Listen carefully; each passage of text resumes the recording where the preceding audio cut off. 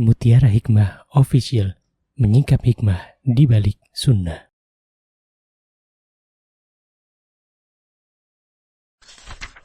Salurkan donasi terbaik Anda untuk mendukung dakwah Mutiara Hikmah Official. Mari kita ikut serta dalam pembebasan tanah wakaf untuk pembangunan Masjid Mutiara Hikmah. Estimasi kebutuhan dana sebesar Rp1.125.000.000. Bagi Anda yang ingin menyalurkan donasi, bisa melalui rekening Bank BSI di nomor rekening 2200220245 atas nama Masjid Mutiara Hikmah.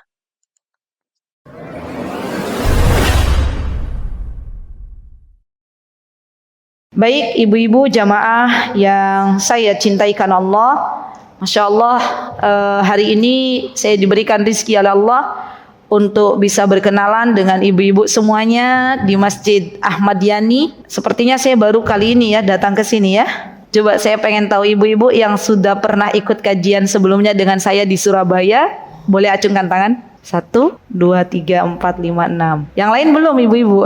Masya Allah, berarti baru pertama ya? Alhamdulillah, Masya Allah. Sebelumnya Alhamdulillah atas nikmat dari Allah, atas keutamaan dari Allah, saya juga beberapa kali mengisi kajian di Surabaya, Sidoarjo, dan Gresik ya. Dan Alhamdulillah pada pagi hari ini Allah izinkan untuk berjumpa dengan ibu-ibu semuanya di Masjid Ahmad Yani. Saya ucapkan jazakumullahu khairan, terima kasih banyak atas kehadirannya. Semoga pertemuan kita pada hari ini diridhoi oleh Allah, dan semoga Allah Subhanahu wa taala menjadikan apa yang kita lakukan di pagi hari ini menjadi amal salih yang memberatkan kelak di timbangan akhirat kita nanti. Amin Allahumma amin. Yang belum kenal, perkenalkan, saya Imro'atul Azizah, biasa dipanggil Azizah. Saya dari Yogyakarta ibu-ibu, Masya Allah.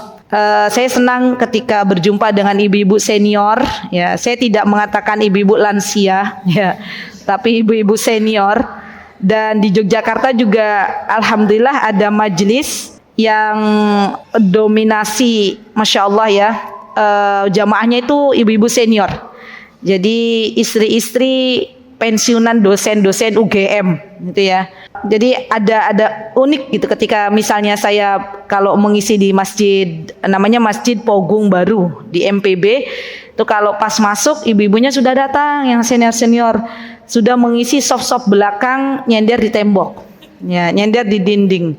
Dan saya sudah memaklumi, tidak apa-apa ya, karena mereka Masya Allah ya, ketika disamakan dengan yang junior, yang muda, yang mana biasanya yang junior atau yang muda ini bisa duduk 2 jam, 1 jam tanpa menyender, itu Masya Allah Allah kuatkan. Tapi bagi ibu-ibu baru setengah jam sudah boyoan, ya kan? Baru setengah jam matanya sudah mulai blaur, gitu kan? Baru setengah jam sudah mulai ambil balsem. Nah itu ibu-ibu senior, ya. Tapi tidak apa-apa, Masya Allah.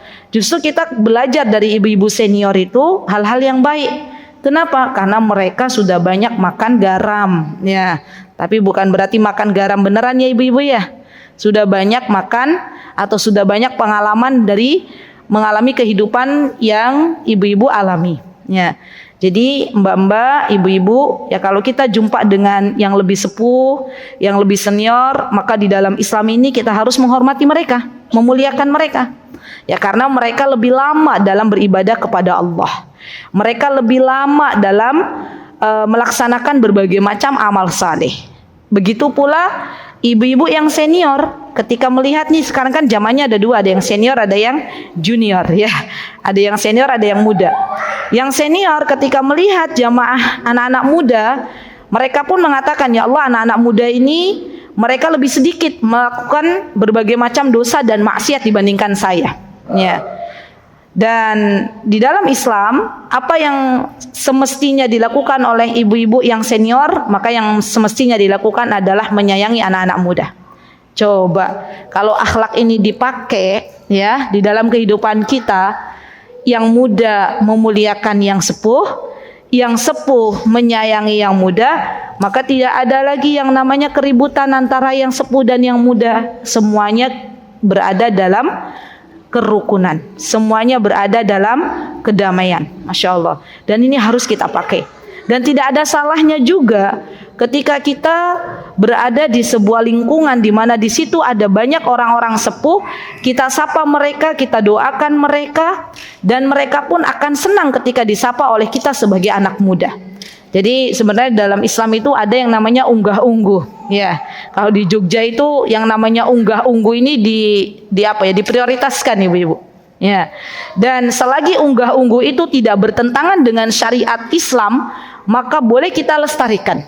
Sebaliknya, kalau unggah-ungguh atau budaya dalam sebuah daerah bertentangan dengan syariat Islam, maka tidak boleh kita lestarikan. Jadi Masya Allah ya, Islam itu adalah agama yang sangat luar biasa. Baik, hari ini insya Allah kita akan belajar bersama-sama tentang sebuah tema, di mana tema ini adalah tema yang sangat-sangat luar biasa. Ya, perlu adanya praktek di dalam kehidupan kita sehari-hari.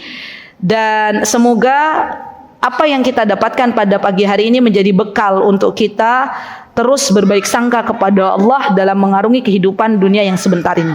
Di antara tema yang dipilih oleh panitia pada pagi hari ini adalah bersabar untuk menggapai surganya Allah Subhanahu wa taala.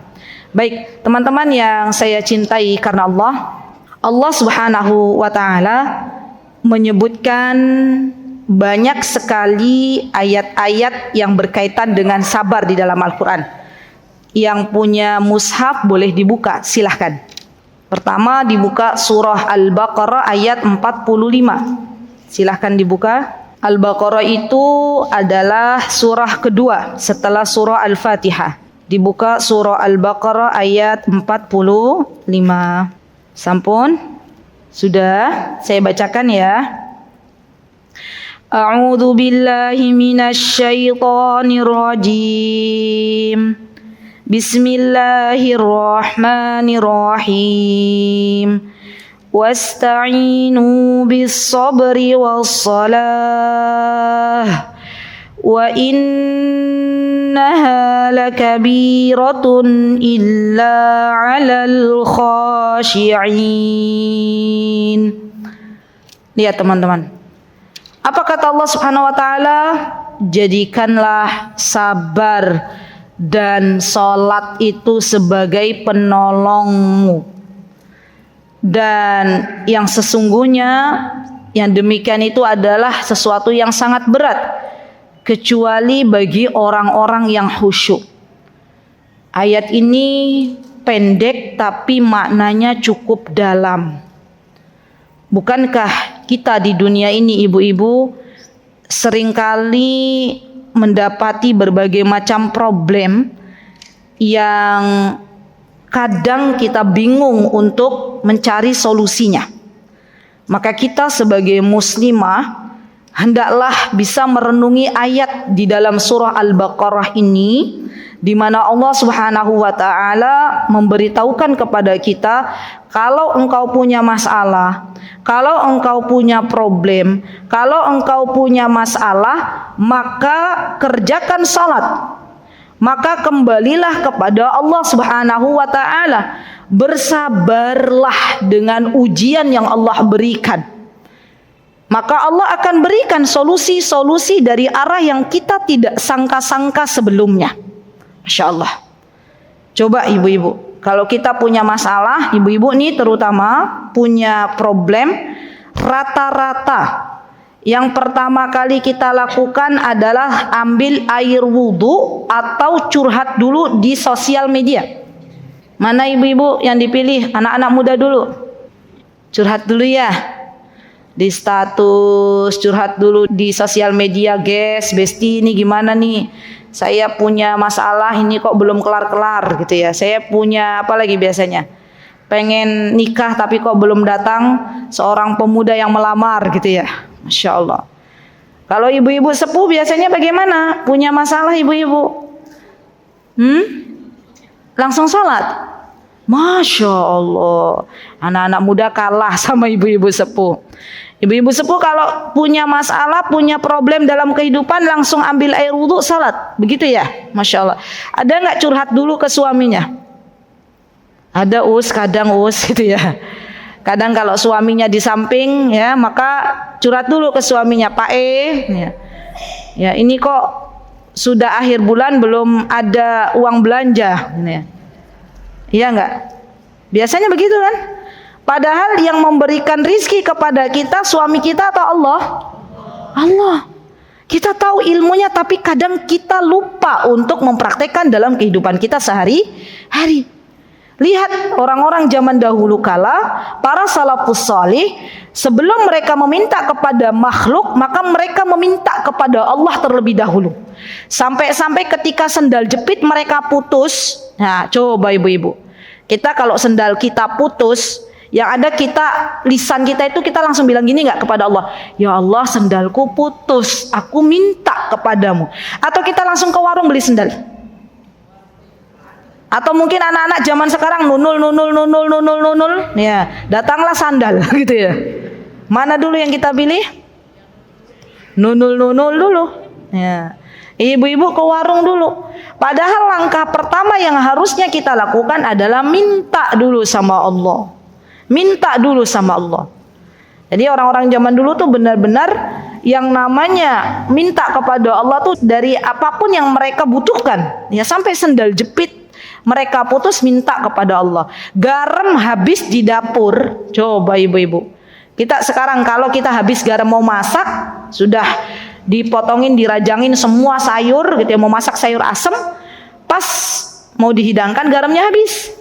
Nah, apa yang dilakukan oleh ibu-ibu, oleh mbak-mbak?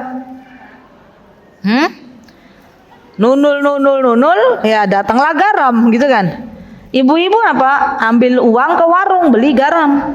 Padahal harusnya minta dulu kepada Allah, ya Allah garamku habis, saya minta garam. Ya, itulah intisari dari tauhid. Kadang kita itu sudah belajar kitab berjilid-jilid, sudah belajar makna dari berbagai macam ayat Al-Quran, tapi kita lupa untuk meminta kepada Allah. Maka kata Allah Subhanahu wa taala, wasta'inu bis-sabri was-salah. Mintalah pertolongan kepada Allah dengan apa? Dengan salat dan sabar. Rasulullah sallallahu alaihi wasallam di antara kebiasaan beliau ibu-ibu, kalau ada apa-apa, ya ada masalah di depan beliau, maka apa yang beliau lakukan? Ambil air wudu, salat, minta kepada Allah. Itu yang harusnya kita lakukan. Dan kita lupa dengan itu. Masya Allah. Ya, kalau ada problem, Ustazah emang ada kaitannya? Apakah ada kaitannya antara salat, sabar dan solusi? Ada. Orang yang salat, orang yang sabar, artinya dia sedang bertakwa kepada Allah Subhanahu wa taala. Dan Allah mengabarkan apa kata Allah? Wa may yattaqillaha yaj'al lahu makhraja. Barang siapa yang bertakwa kepada Allah, maka Allah akan berikan solusi dari berbagai macam problem kehidupannya. Jadi minta dulu sama Allah. Curhat dulu sama Allah. Bermunajat dulu kepada Allah. Karena Allah yang memberikan problem, yang memberikan masalah, Allah juga yang akan memberikan solusi. Ya Masya Allah. Dan kita kalau punya masalah ibu-ibu, tidak lantas kemudian kita berdoa bim salabim Allah kabulkan ketika itu. Ya, kadang Allah menguji kita untuk bersabar terlebih dahulu. Sabar, Allah pengen tahu kita sabar apa enggak. Ya. Kalau kita sabar, maka Allah akan angkat derajat seorang hamba yang bersabar di dunia dan di akhirat. Dan kadang kita lupa bahwa ketika kita bersabar itu adalah ibadah di hadapan Allah Subhanahu wa taala. Kita itu, Bu, ingatnya kalau beribadah itu sholat duha. Kita ingatnya kalau ibadah itu bersedekah. Kita ingatnya kalau ibadah itu apa? Misalnya bangun malam sholat tahajud. Kita ingatnya ibadah itu adalah misalnya memberikan makan kepada fakir miskin. Kita tahu ini ibadah, tapi kita kadang lupa kalau ternyata sabar juga adalah ibadah. Catat, sekarang catat besar-besar, sabar adalah ibadah.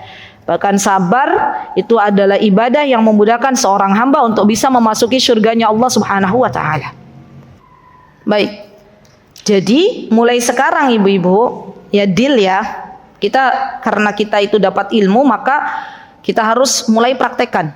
Ibu-ibu kita semuanya, kalau ada masalah di depan kita, maka yang pertama kali kita minta kepada siapa? Allah. Sabar dulu, sabar, tenang dulu. Orang yang bisa tenang dalam menghadapi masalah itu, masya Allah, rizki dari Allah Subhanahu Wa Taala. Kadang yang namanya ibu-ibu itu lebih cepat panik daripada bapak-bapak. Nggih mboten ibu-ibu? Kalau kita punya masalah, kita lebih panik duluan, ya. Kita lebih cemas duluan.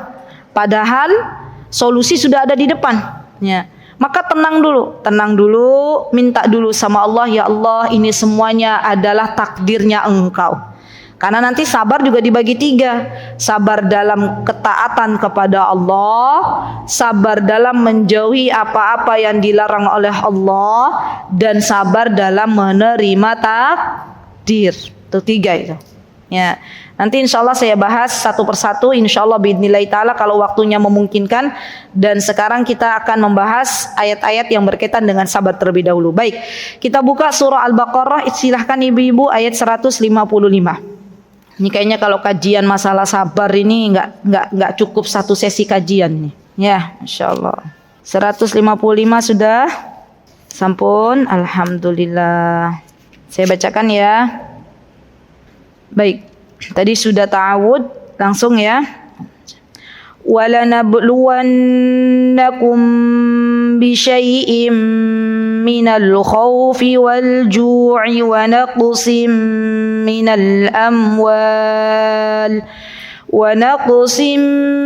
مِّنَ الْأَمْوَالِ وَالْأَنفُسِ وَالثَّمَرَاتِ وَبَشِّرِ الصَّابِرِينَ الَّذِينَ إِذَا أَصَابَتْهُم مُّصِيبَةٌ قَالُوا إِنَّا لِلَّهِ وَإِنَّا إِلَيْهِ راجعون أولئك عليهم صلوات من ربهم ورحمة وأولئك هم المهتدون. Lihat ibu-ibu, apa kata Allah dalam surah Al-Baqarah? وَلَنَبْلُوَنَّكُمْ بِشَيْءٍ, dan sungguh kami, kata Allah, akan menguji kalian, menguji para hamba-hambaku, kata Allah. Dengan apa? Yang pertama al-khauf, dengan ketakutan. Ada enggak ibu-ibu di sini yang selama menjalani kehidupan tidak pernah takut? Saya kasih hadiah. Ada? Yang enggak pernah takut sama sekali ada? Tidak ada. Semua pernah mengalami yang namanya rasa takut. Wal ju', kelaparan. Ada enggak ibu-ibu di sini selama menjalani kehidupan di dunia ini enggak pernah lapar? Ada? Tidak ada. Pasti mengalami yang namanya kelaparan, tapi sedikit. Wa naqsim minal amwali wal anfus. Apa kata Allah? Dan kekurangan dari apa? Allah kurangi sebentar hartanya. Ujian itu banyak ibu-ibu. Kita nih di dunia ini diuji oleh Allah Subhanahu wa taala dengan berbagai macam ujian. Setiap diri kita nih ibu-ibu punya ujiannya masing-masing. Tidak boleh kita membandingkan ujian satu, ya ujian yang Allah berikan kepada kita dengan ujiannya orang lain. Allah itu zat yang maha tahu atas apa yang Allah beri kepada hambanya. Allah itu tidak akan menguji seorang hamba yang mana hamba itu tidak mampu untuk mengembannya. Apa kata Allah dalam Al-Quran? La yukallifullahu nafsan illa wus'aha. Allah itu tidak membebani seseorang kecuali sesuai dengan kemampuannya. Maka ketika Allah berikan ujian kepada kita, dari berbagai macam ujian, Allah tahu kita bisa mencari jalan keluar atas izin Allah Subhanahu wa ta'ala. Ustazah, memang ujian itu hanya bentuknya kekurangan dari harta saja ataukah kekurangan dari segi ekonomi saja? Tidak. Ujian itu macam-macam. Di antara ujian wanita, Ya, di antara ujiannya adalah ketika seorang wanita ini diberikan oleh Allah Subhanahu wa taala pasangan hidup yang belum saleh. Ini ujian.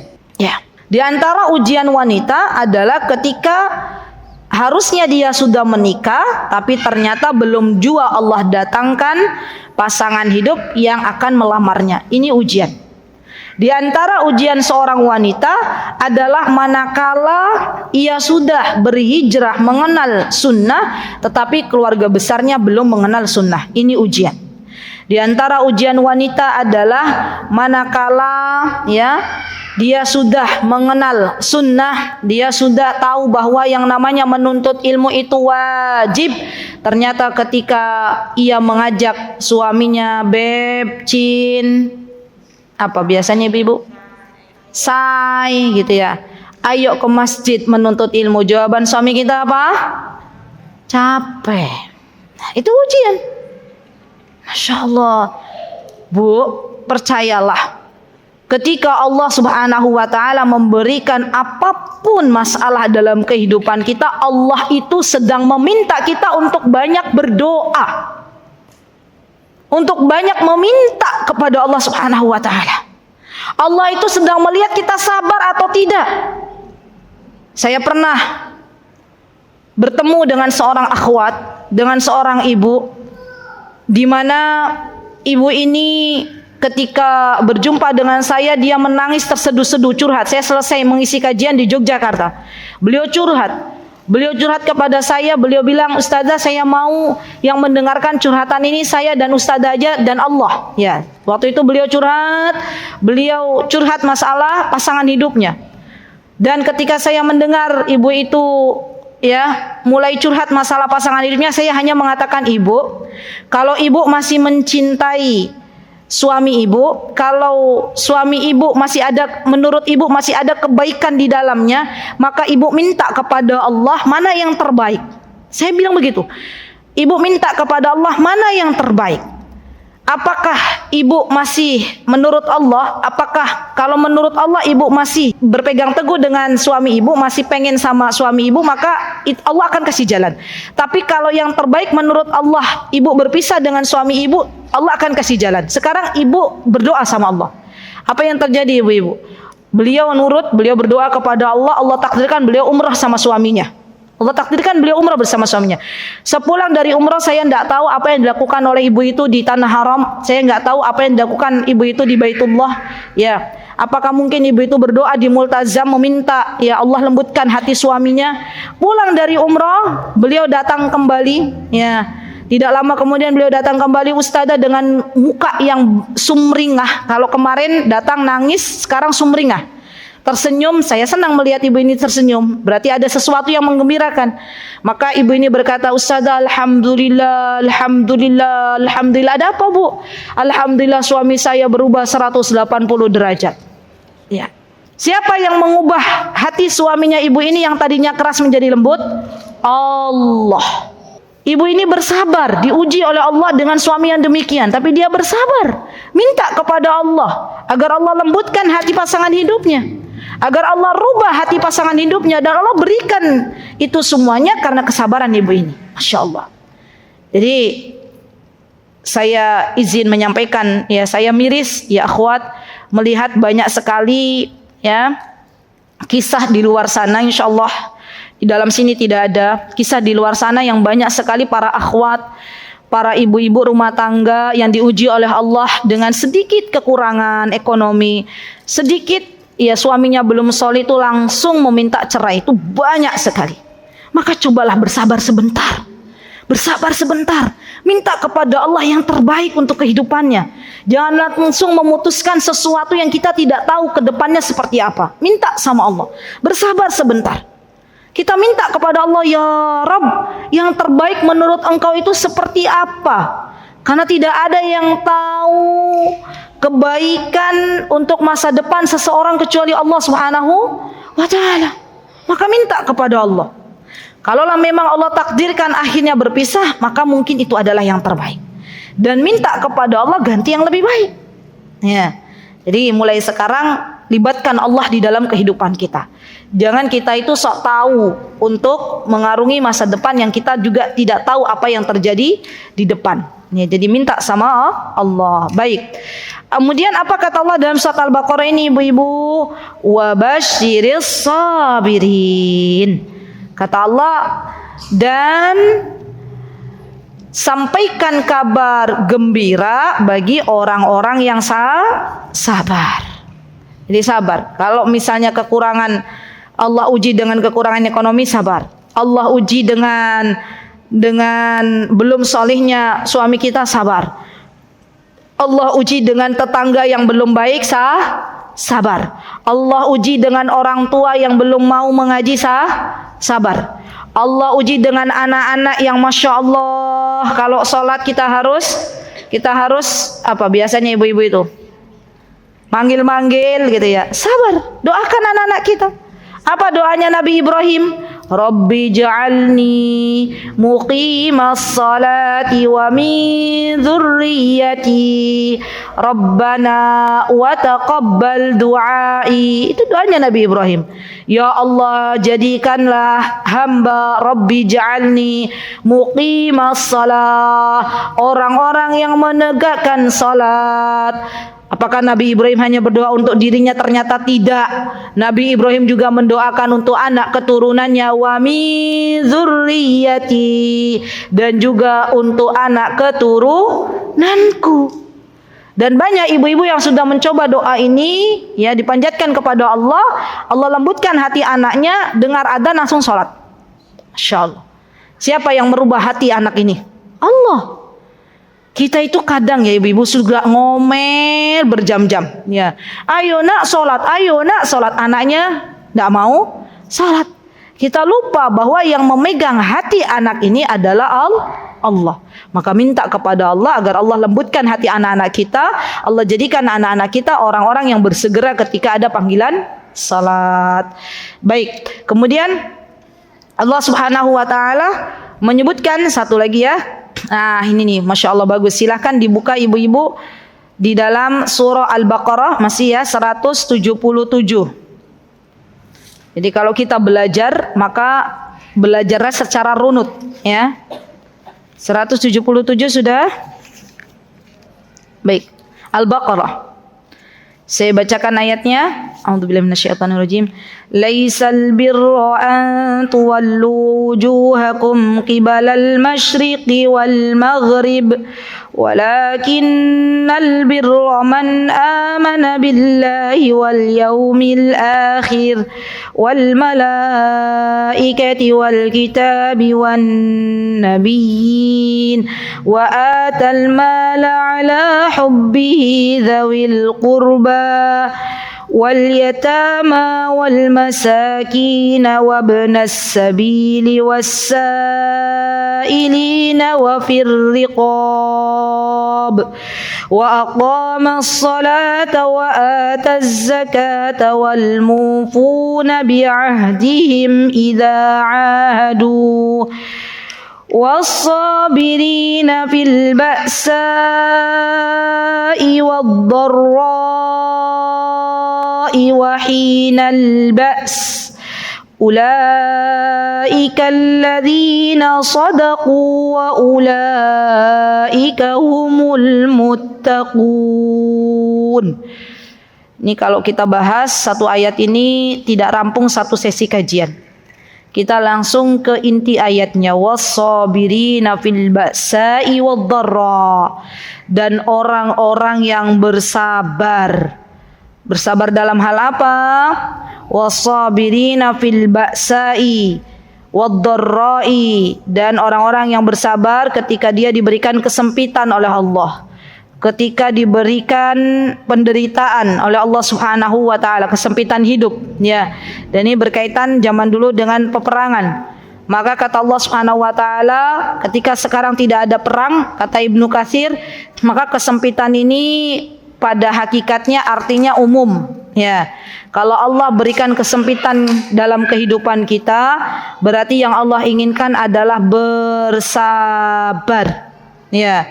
Maka ketika kita bersabar, apa yang Allah Azza wa Jalla berikan? yang Allah Azza wa Jalla berikan, kita termasuk orang-orang yang beriman, sadaqu, yang keimanannya jujur kepada Allah Subhanahu wa taala. Jadi kalau ada orang beriman tapi nggak bersabar, itu keimanannya dipertanyakan. Kalau ada orang ngaku beriman tapi tidak bersabar, maka tentunya keimanannya akan dipertanggungjawabkan olehnya di akhirat nanti. Jadi iman dan sabar itu satu paket. Ya. Orang yang mengaku beriman dia harus bersabar. Karena di dunia ini tempatnya hamba Allah diuji. Coba teman-teman, kalau kita masuk ke ruang ujian, masih ingat enggak? Pernah ibu-ibu masuk ke ruang ujian? Pernah? Kapan terakhir masuk ke ruang ujian? Waktu kuliah, ya masuk ke ruang ujian.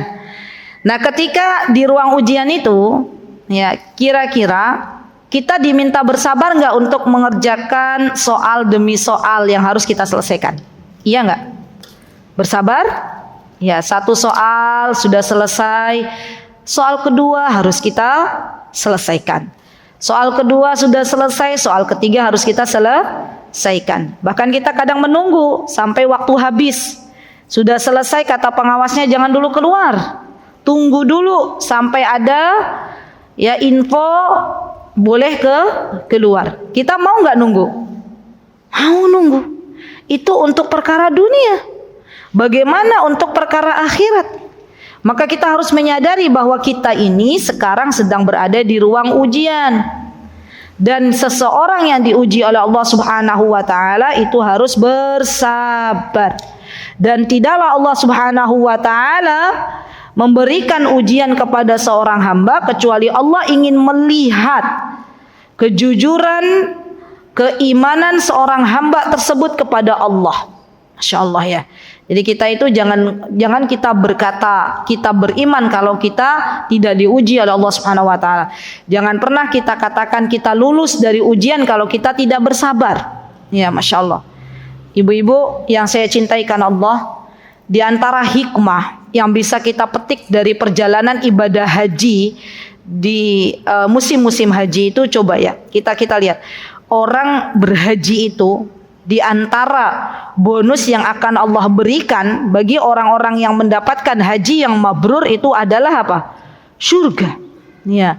Apa kata Rasulullah SAW? Laisal jaza'u illal jannah. Tidak ada balasan bagi haji yang mabrur kecuali surga. Dan untuk mencapai derajat masuk surganya Allah, orang berhaji itu harus sabar. Dimulai dari dia datang pada tanggal 8 Dzulhijjah. Datang di Mina, dan kondisi di Mina tahun ini Masya Allah panasnya luar biasa. Bayangkan orang Indonesia yang biasanya suhunya 32, 33, di sana 52. Panasnya luar biasa. Harus bersabar dengan panasnya cuaca yang ada di kota Mekah, di Mina. Belum lagi nanti harus berjalan. Ya, lihat ibu-ibu, sabarnya seperti apa. Kemana? Ke Arafah tanggal 9 Dzulhijjah. Ya, berjalan jauh. Baik itu yang mau naik kereta, yang mau naik bis, semuanya bersabar. Bahkan yang naik bis ini sabarnya lebih panjang. Karena walaupun jarak antara Mina dan Arafah itu dekat, tapi karena semua pengen berjalan, ya semua pengen bis itu pengen berjalan, maka semuanya menunggu bisa berjam-jam. Saya dengar kabar haji reguler berangkat dari Mina menuju ke Arafah itu dimulai dari jam 12 malam. Bayangkan jam 12 malam mulai bersiap-siap ke Arafah. Ya. Dan nanti mereka menunggu di bis berjam-jam. Kira-kira sabar apa sabar ibu-ibu? Sabar. Begitu pula dengan teman-teman kita yang berhaji dengan naik kereta. Untuk menuju stasiunnya saja juga harus berjalan berkilo-kilo. Dan itu harus dilakukan dengan kondisi yang sabar. Kalau tidak sabar, tidak mau, tidak bisa menuju ke stasiun. Belum lagi nanti di Arafah dia harus berjuang, Masya Allah, berdoa kepada Allah Subhanahu wa Ta'ala, mulai tergelincirnya matahari sampai terbenam matahari.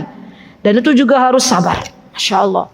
Dari Arafah menuju ke Muzdalifah untuk menginap itu juga harus sabar. Belum lagi nanti lempar jumroh tanggal 11, 12, 13 ya.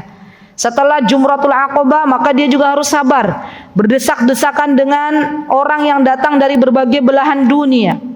Dan dia pengen melempar jumroh, itu juga harus sabar. Dan tidaklah sabarnya seseorang dalam menunaikan ibadah haji kecuali Allah balas dengan syurga. Jadi semua kita ini sedang bersabar. Dan tidaklah sabar ini ibu-ibu yang kita lakukan dalam kehidupan kita kecuali menghasilkan samrah, buah yang indah.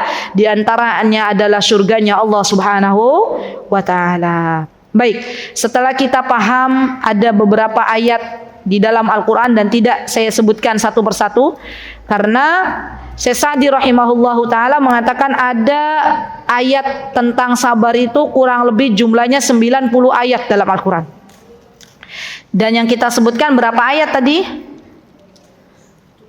Yang kita sebutkan baru 3, berarti masih banyak ayat-ayat yang belum kita sebutkan. Nanti teman-teman boleh silahkan dipelajari.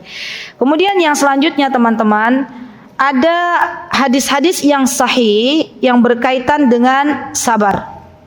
Rasulullah Shallallahu Alaihi Wasallam beliau pernah bersabda di dalam hadis beliau, kata beliau bahwa sesungguhnya yang namanya sabar itu disebut sabar adalah ketika seseorang tidak mengeluh di awal Allah memberikan musibah kepadanya. Jadi orang disebut sabar kalau Allah berikan ujian kepadanya dia tidak mengeluh. Ya, dia mengatakan inna lillahi wa inna ilaihi raji'un dan menerima takdir Allah Subhanahu wa taala dengan penuh ketulusan. Itu disebut orang yang sabar. Masyaallah. Jadi Ustazah, apakah kita boleh mengeluh? Ya, itulah manusia, fitrahnya manusia itu mengeluh. Tapi Masya Allah ya, orang-orang yang dikatakan sabar dalam hadis ini adalah orang-orang yang ketika Allah berikan kesempitan, Allah berikan ujian, maka yang pertama kali ia ucapkan adalah inna lillahi wa inna ilaihi raji'un. Masya Allah. Dan Rasulullah SAW beliau pernah mengatakan juga dalam hadis beliau bahwa orang yang paling sabar di antara hamba Allah adalah para nabi. Masya Allah, bagaimana tidak sabar ibu-ibu. Nabi Nuh alaihi salam yang diuji oleh Allah Subhanahu wa taala berdakwah kurang lebih 950 tahun. Nabi Nuh itu berdakwah nggak pakai puluhan tahun tapi pakai ratusan tahun. 950 tahun. Apakah kemudian yang mengikuti Nabi Nuh banyak? Tidak. Nabi Nuh diuji oleh Allah Subhanahu wa taala dalam berdakwah. Maka kita pun ketika beramar ma'ruf nahi mungkar, kita harus bersabar. Kadang ya ibu-ibu begini nih, kadang kita itu ketika berdakwah, ya, kita ngajak orang menuju kebaikan akan lebih mudah mengajak teman kita daripada ibu kandung kita sendiri. Nggih mboten? Nggih. Kita lebih mudah mengajak orang-orang untuk berbuat baik dibandingkan keluarga besar kita sendiri. Nggih mboten? Nggih. Dan itu ujian dari Allah Subhanahu wa taala. Nabi kita Muhammad sallallahu alaihi wasallam pun diuji oleh Allah Subhanahu wa taala. Nabi kita Muhammad SAW beliau berdakwah kepada keluarga besarnya. Ya. Tidak semua paman-paman Rasulullah sallallahu alaihi wasallam akhirnya menerima dakwah Rasulullah sallallahu alaihi wasallam. Ada juga yang menantang dakwanya Rasulullah sallallahu alaihi wasallam. Ada juga yang belum mau untuk mengikuti apa yang diperintahkan oleh Allah dan Rasulnya. Di antara paman beliau adalah Abu Talib. Yang mana Abu Talib ini sayang sekali kepada Rasulullah SAW tapi tidak mau mengikuti apa yang dibawa oleh Nabi kita Muhammad sallallahu alaihi wasallam. Dan ini adalah bentuk ujian dari Allah Subhanahu wa taala. Maka kalau kita ibu-ibu di dalam kehidupan ini, ya, kita harus bersabar. Ingatlah bagaimana sabarnya para nabi. Bagaimana Rasulullah SAW ketika berdakwah ke sebuah kota yang bernama Taif. Di situ Rasulullah SAW ya malah mendapati sesuatu yang tidak diharapkan. Rasulullah dikata-katai orang gila. Rasulullah dilempar dengan batu sampai kakinya Rasulullah SAW berada dalam kondisi keluar darah. Nah, ini kan sesuatu yang tidak diharapkan. Maka dari itu Syekh Utsaimin rahimahullahu taala membagi sabar ke 3 bagian. Apa kata Syekh Utsaimin? Yang pertama adalah sabar dalam mentaati Allah Subhanahu wa taala. Masya Allah. Dan ini adalah sabar yang luar biasa ini. Ya, banyak di antara kita untuk menerima perintah Allah itu berpikir 1000 kali. Ya. Banyak di antara kita sudah jelas ada perintah dari Al-Quran dan hadis-hadis yang sahih, kita masih ragu untuk menerimanya. Maka di antara akhlak seorang muslimah ketika datang perintah itu dari Allah dan Rasulnya, maka yang perlu kita katakan adalah sami'na wa ata'na. Ya Allah, kami mendengar dan kami mentaati. Ya. Baik. Dan sabar dalam ketaatan ini diantaranya adalah sabar dalam menuntut ilmu. Ini penting banget nih. Saya tidak membahas berbagai macam sabar dalam mentaati Allah, tapi saya ingin mengambil sedikit tentang sabar menuntut ilmu. Kenapa yang saya angkat tema sabar dalam menuntut ilmu? Karena begini, ibadah itu, kan kita itu diperintahkan oleh Allah untuk beribadah. Nggih mboten ibu-ibu? Apa kata Allah? Wa ma khalaqtul jinna wal insa illa liya'budun. Tidaklah kita dihidupkan oleh Allah Subhanahu wa taala, diciptakan oleh Allah Subhanahu wa taala kecuali untuk beribadah. Dan ibadah yang kita lakukan harus disertai dengan ilmu. Maka dari itu kata para ulama, mereka menyebutkan al-ilmu qabla al-amal. Ilmu dulu baru amal. Dan kita diperintahkan untuk menuntut ilmu, terutama ilmu agama. Maka di antara sabar dalam menjalankan ketaatan kepada Allah adalah sabar dalam mencari ilmu agama. Ada banyak orang-orang yang mengatakan kepada dirinya, sudah cukup, saya sudah menuntut ilmu 3 tahun. Sudah cukup, saya sudah menuntut ilmu 5 tahun. Padahal Imam Ahmad rahimahullahu ta'ala ketika ditanya, ya wahai Imam Ahmad, oleh murid-muridnya, sampai kapan engkau menuntut ilmu? Apa jawaban Imam Ahmad ya akhwat? Kata Imam Ahmad, sampai Allah memanggilku, sampai Allah mewafatkan diriku, baru Imam Ahmad selesai menuntut ilmu. Jadi nasihat untuk diri saya dan teman-teman, jangan pernah mencukupkan diri kita untuk menuntut ilmu agama, untuk mencari ilmu agama. Karena ilmu agama ini adalah bekal untuk ibadah kita. Orang yang punya ilmu dan orang yang tidak punya ilmu itu akan berbeda di hadapan Allah Subhanahu wa taala. Saya nanti insyaallah akan bagikan satu buku ini, ya wallahu taala alam, kepada siapa nanti Allah berikan rizki. Buku ini judulnya Amalan Harian Seorang Muslim. Ya, masyaallah. Di buku ini teman-teman, orang yang berilmu dia akan memanfaatkan sebaik-baik waktu yang Allah berikan untuk hal-hal yang bermanfaat. Ya, di antaranya apa? Dia sibukkan dirinya untuk menuntut ilmu. Ya. Di antaranya ketika bangun tidur langsung berzikir kepada Allah. Alhamdulillahilladzi ahyana ba'dama amatana wa ilaihin nusyur. Orang berilmu tahu kalau orang bangun tidur harus langsung berzikir kepada Allah. Tapi orang yang tidak berilmu, mohon maaf, dia bangun tidur yang dipegang apa? Jawaban ada di ibu-ibu. Ya. Yang dipegang langsung HP, yang dilihat kalau yang emak-emak yang online shop apa yang jualan tuh yang langsung dilihat apa?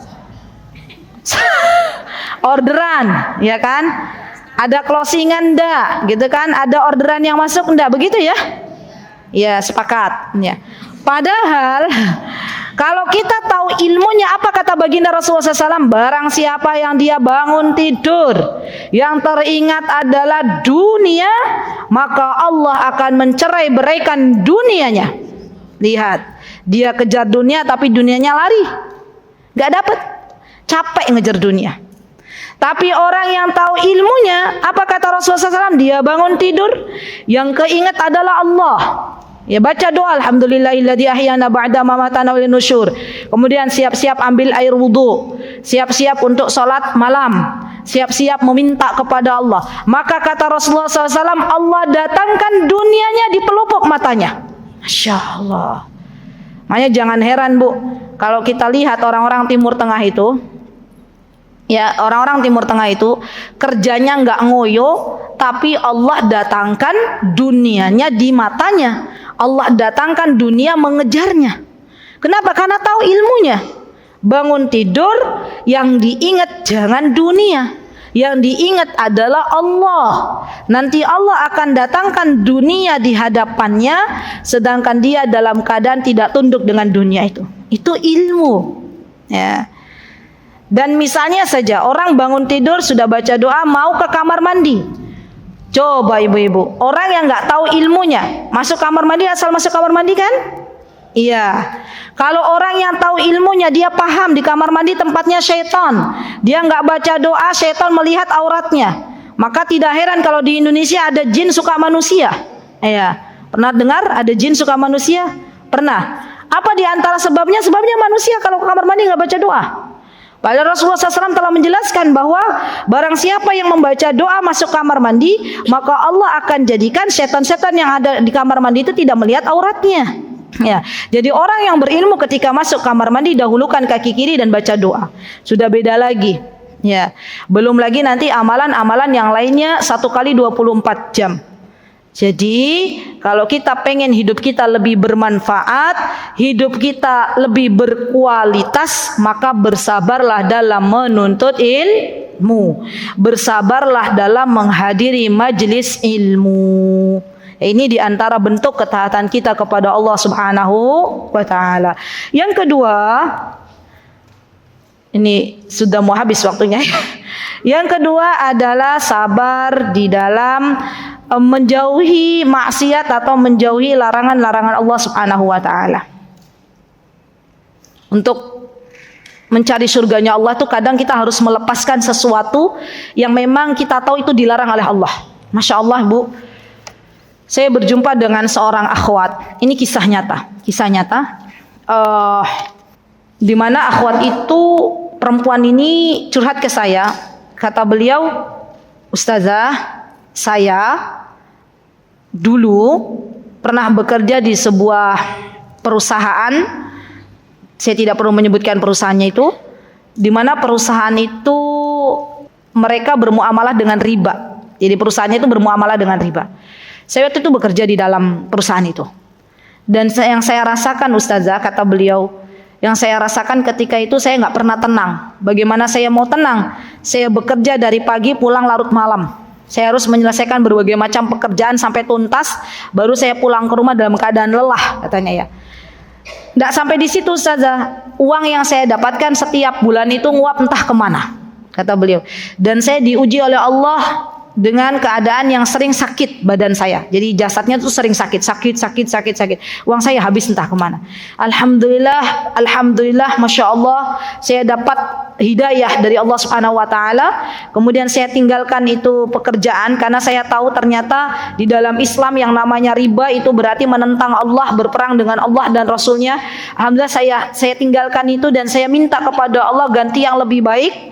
Maka Allah gantikan, kata beliau, sekarang sebuah bisnis di mana bisnis itu insya Allah bermanfaat untuk banyak orang. Dan ternyata ketika saya menjalani bisnis ini dengan sabar, maka Allah Azza wa Jalla menepati janjinya. Alhamdulillah setiap bulan pemasukan saya, kata beliau, ya, hari ini lebih banyak daripada dulu saya bekerja di sebuah perusahaan yang bermuamalah dengan riba. Ya, lihat. Kata beliau, dulu ketika mau resign dari perusahaan itu banyak sekali teman-temannya yang berusaha menghalanginya. Kata teman-temannya, kamu itu sudah di tingkat yang banyak orang pengen gitu. Kalau saya di posisimu, saya nggak akan melepas itu jabatan, gitu ya. Karena itu adalah sesuatu yang dipengeni oleh saya. Kata beliau, tapi alhamdulillah waktu itu alhamdulillah saya sudah bulat gitu ya untuk meninggalkan apa-apa yang diharamkan oleh Allah. Saya langsung meninggalkan itu. Bismillah, saya resign Ustazah, dan saya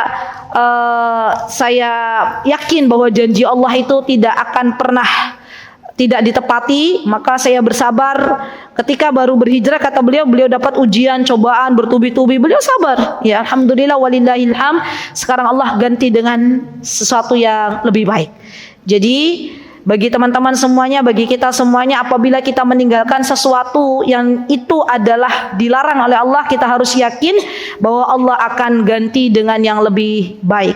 Apa kata Rasulullah SAW? Man taraka syai'an lillah awadahu Allahu bi khairin min. Barang siapa yang meninggalkan sesuatu di mana sesuatu tersebut dilarang oleh Allah, dia tinggalkan karena Allah, maka Allah akan ganti dengan yang lebih baik. Dan ini janjinya Allah, pasti Allah tepati. Tinggal Allah tuh lihat kita sabar apa enggak. Sudah, jalani aja. Ya, kalau misalnya bulan pertama, bulan kedua kok belum lihat hasilnya, sabar dulu. Bisa jadi kalau Allah langsung kabulkan doa kita, kita tidak minta lagi sama Allah. Banyak di antara kita yang berputus asa dengan doa kita. Padahal Allah itu tahu ada hikmah di balik apa yang Allah beri. Ya, kita berdoa belum Allah kabulkan, kita putus asa. Ya, Allah tahu kalau kita dikabulkan doanya sekarang, maka kita tidak minta lagi sama Allah. Maka Allah pengen kita terus merengek kepada Allah. Allah pengen kita terus meminta kepada Allah. Dan ingatlah wahai saudariku bahwa doa kita itu juga ibadah. Insyaallah. Dan yang ketiga adalah sabar dalam menerima takdir. Dan ini sepertinya yang paling berat ya. Menerima takdir itu termasuk diantaranya takdir yang baik dan takdir yang tidak baik. Ya, dan ini merupakan bagian dari rukun iman. Apa kata baginda Rasulullah SAW? Al-iman an tu'mina billahi wa rasulihi wa malaikatihi wa kutubihi wa bil yaumil akhiri wal qadari khairihi wa syarrihi wa bil qadari khairihi wa syarrihi. Dan beriman kepada takdir, baik itu yang baik maupun yang tidak baik.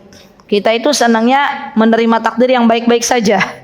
Tapi kita lupa bahwa yang Allah takdirkan kepada kita itu terkadang ada sesuatu yang tidak diharapkan oleh kita. Tapi itu baik menurut Allah Subhanahu wa ta'ala. Jadi kalau masalah takdir ini yang harus kita garis bawahi ya akhwat, tidaklah Allah berikan kepada kita sebuah kejadian kecuali itu baik di mata Allah Subhanahu wa ta'ala. Catat ini baik-baik. Ya, tulis besar-besar di kamarnya teman-teman semuanya. Tulis besar-besar di depan cermin.